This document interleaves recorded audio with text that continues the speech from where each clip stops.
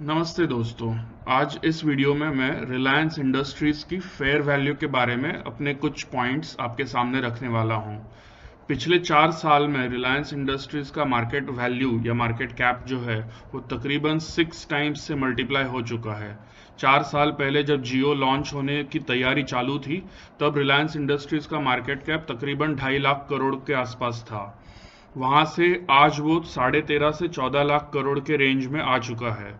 इन 4 सालों में जियो के लॉन्च के साथ ही उन्होंने काफ़ी मार्केट भी कैप्चर कर लिया है, साथ में ब्रॉडबैंड सर्विसेज लॉन्च किए और जियो से रिलेटेड काफ़ी सारी एक्टिविटी हो चुकी है और आने वाले सालों में हो सकता है और भी काफ़ी सारी होगी। साथ ही साथ उन्होंने उनका रिटेल बिजनेस यानी कि कंज्यूमर रिटेल बिजनेस जो है उसको भी काफ़ी तेज़ी से बढ़ाया है। तो इन 4 सालों में उन्होंने शेयर होल्डर्स को भी काफ़ी रिटर्न्स तो अच्छे दिए ही है। बीच में एक बोनस इशू भी दे दिया था, डिविडेंड तो कंसिस्टेंटली दे ही रहे हैं। तो शेयर होल्डर्स को तो रिटर्न्स काफ़ी मिल चुके हैं अभी तक। आगे क्या, यहाँ से आगे यानी कि कल शाम को रिलायंस इंडस्ट्रीज का शेयर प्राइस 2156 के आसपास था। तो यहाँ से आगे वो और कितना जा सकता है या कितना जाने की उम्मीद है या क्या उसमें करेक्शन आ सकता है, इसके बारे में मैं अपने कुछ ओपिनियन इस वीडियो में शेयर करने वाला हूँ। तो आइए शुरू करते हैं।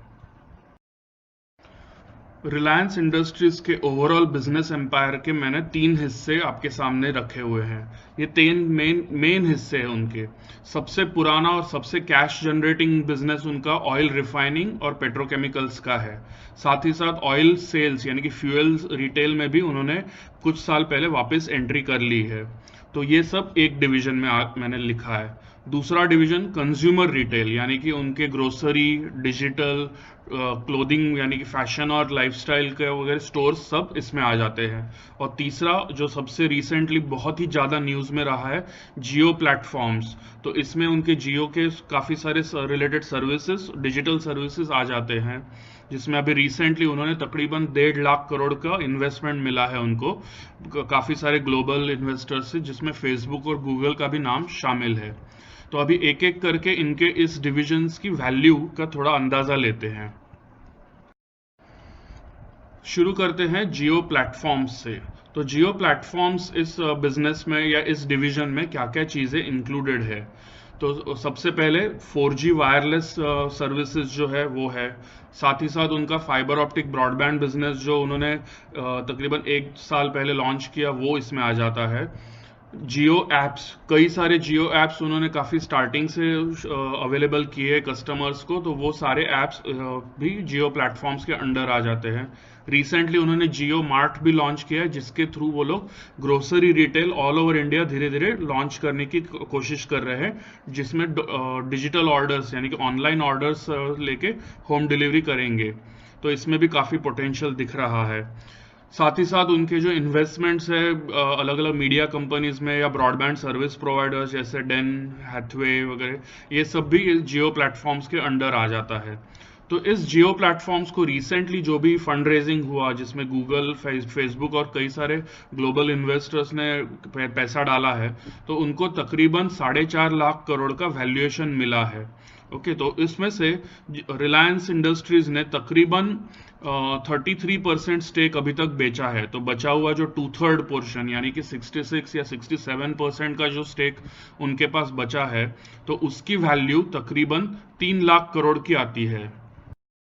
बिजनेस के वैल्यूएशन की बात करें तो पिछले साल यानी कि फाइनेंशियल ईयर 2020 में जियो का एबिट यानी कि earnings before interest and tax, okay, या profit before interest and tax, वो तकरीबन 15,000 करोड़ था।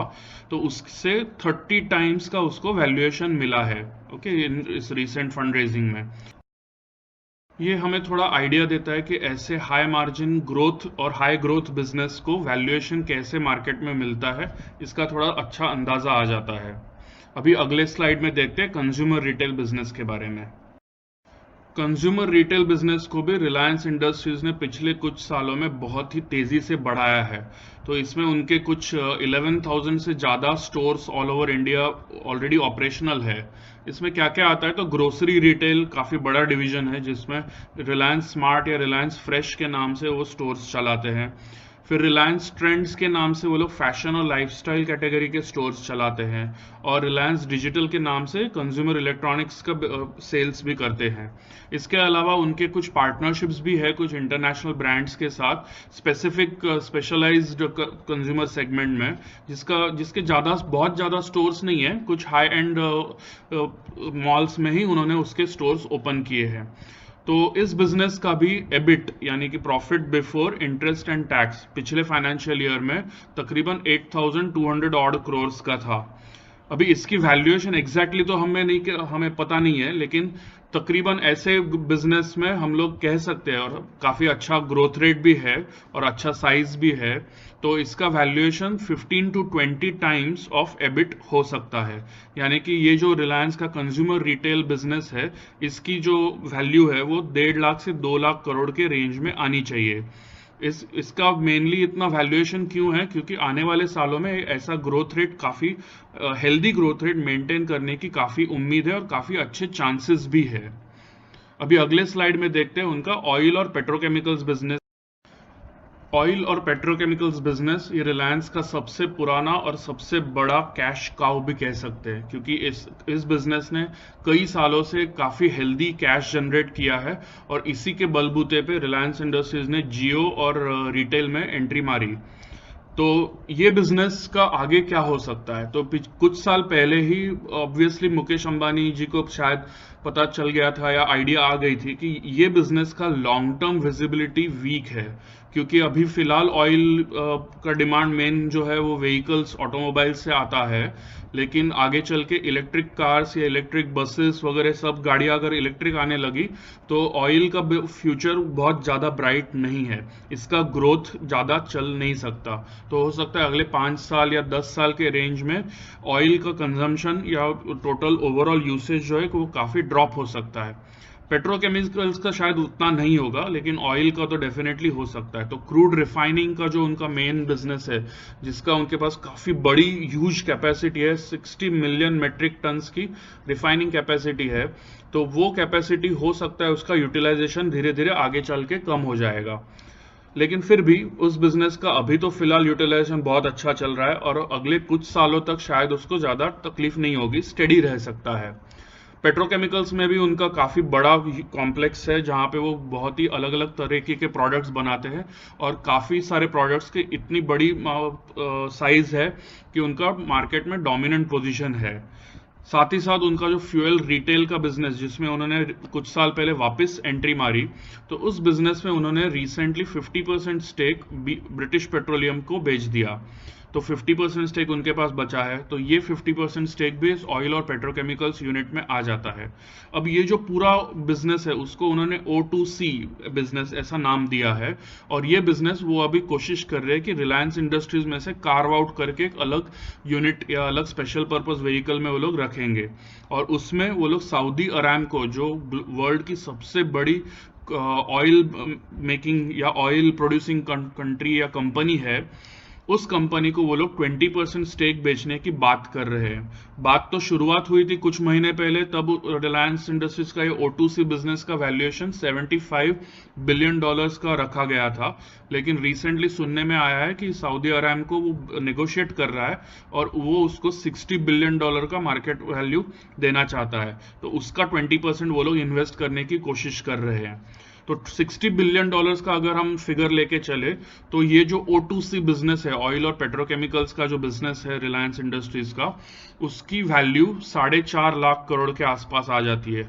आज तो पूरा उनका 100% ओनरशिप है, क्योंकि सऊदी अरामको की डील अभी तक हुई नहीं है। तो ये पूरे 4.5 लाख करोड़ O2C बिजनेस की वैल्यू रिलायंस इंडस्ट्रीज में इंक्लूडेड है।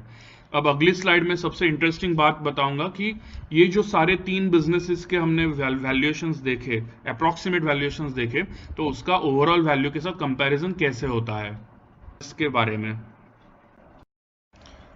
तो रिलायंस इंडस्ट्रीज के ये जो 3 डिविजन्स हमने देखे, 3 मेन डिविजन्स है, तो उसकी वैल्यूज, अप्रॉक्सीमेट वैल्यूज हमने देखे कि जियो का तकरीबन 3 लाख करोड़ का वैल्यू रिलायंस इंडस्ट्रीज में है, जो उनका स्टेक है बचा हुआ उसकी वैल्यू है। रिटेल पूरा 100% ओनरशिप है, तो उसमें उसकी वैल्यू तकरीबन 2 लाख, मेरे अंदाजे से मैं बोल रहा हूँ कि तकरीबन 2 लाख करोड़ की होनी चाहिए। और O2C बिजनेस यानी कि ऑयल टू पेट्रोकेमिकल्स बिजनेस जो है, उसकी वैल्यू सऊदी अरामको के साथ जो अभी डील चल रही है उसमें हमें शायद फाइनल डील होने के बाद पता चल ही जाएगा, लेकिन फिलहाल हम 4.5 लाख करोड़ का वैल्यू लेके चल रहे हैं। तो ये तीनों का टोटल किया तो तकरीबन 9.5 लाख करोड़ होता है। ओके, लेकिन फिलहाल रिलायंस इंडस्ट्रीज की जो मार्केट कैप है वो 13.5 से 14 लाख करोड़ के बीच आती है, यानी कि मार्केट फिलहाल उसको काफी प्रीमियम वैल्यूएशन दे रहा है। तकरीबन 4 लाख करोड़ का प्रीमियम दे रहा है, 40% का प्रीमियम मिल रहा है, जो उनके कंबाइंड तीनों बिजनेसेस के वैल्यू से 40% ज्यादा आज मार्केट वैल्यू मिल रही है। तो ये क्यों? क्योंकि हो सकता है मार्केट जो है वो रिलायंस इंडस्ट्रीज के अगले कुछ सालों की ग्रोथ ऑलरेडी फोरसी कर रहा है कि अच्छी होने वाली है, हेल्दी होने वाली है, तो अगले कुछ सालों की ग्रोथ एज्यूम करके आज वो मार्केट में वैल्यू उसको मिल रही है। लेकिन इस पॉइंट पे अगर हम कहें तो फिर रिलायंस इंडस्ट्रीज का जो शेयर है वो डेफिनेटली चीप तो नहीं है, ओवर वैल्यूड ही कह सकते हैं। तो रिटर्न्स की अपेक्षा क्या रख सकते हैं इस पॉइंट पे? अगर किसी नए इन्वेस्टर ने अगर इन्वेस्ट करना हुआ रिलायंस इंडस्ट्रीज के शेयर्स में 2150 के प्राइस के ऊपर, तो उनको यहां से आगे ग्रोथ या रिटर्न्स क्या मिलेंगे? तो मेरे हिसाब से ग्रोथ अगले 1 साल या 1.5 साल शायद कुछ ज्यादा नहीं मिलेंगे। ऑब्वियसली शॉर्ट टर्म मूवमेंट चल सकती है, ऊपर नीचे शेयर जा सकता है, लेकिन बहुत ज्यादा रिटर्न्स अगले 1 या 1.5 साल में नहीं मिलेंगे। बाद में जैसे जैसे कंपनी का परफॉर्मेंस अगर उन्होंने एक्सपेक्टेड लाइंस पे ग्रो करना कंटिन्यू किया तो हो सकता है आगे फिर और वैल्यूएशन ऊपर जाए, लेकिन वो उसको 1.5 साल से 2 साल का वक्त लग सकता है। तो फिलहाल इस पॉइंट पे मैं ऐसा मानता हूं कि रिलायंस इंडस्ट्रीज का फिलहाल शेयर थोड़ा ओवर वैल्यूड है। नए इन्वेस्टर्स को थोड़ा करेक्शन का इंतजार करना चाहिए। जो ऑलरेडी इन्वेस्टेड है, अगर वो जो 4 साल से इन्वेस्टेड है, तो वो चाहे तो थोड़ा सा प्रॉफिट बुकिंग कर सकते हैं, क्योंकि उनको ऑलरेडी काफी अच्छे रिटर्न्स मिल चुके हैं। जिन्होंने रिसेंटली राइट्स इशू में या राइट्स इशू के थोड़ा पहले अगर इन्वेस्ट किया है, तो वो भी थोड़ा सा प्रॉफिट बुकिंग कर सकते हैं। लेकिन मैं फिर भी सजेस्ट करूंगा कि मेजर इन्वेस्टमेंट वो लोग कंटिन्यू करें, क्योंकि रिलायंस इंडस्ट्रीज के जो ये मेन बिजनेसेस जियो और रिटेल जो है वो अगले कई सालों तक हो सकता है अच्छी ग्रोथ बनाए रखे। थोड़ा सा प्रॉफिट बुकिंग मैं इसीलिए कह रहा हूं क्योंकि इसमें करेक्शन के चांसेस डेफिनेटली है। करेक्शन होने के बाद वो आप पैसा वापस रिलायंस इंडस्ट्रीज में इन्वेस्ट कर सकते हैं।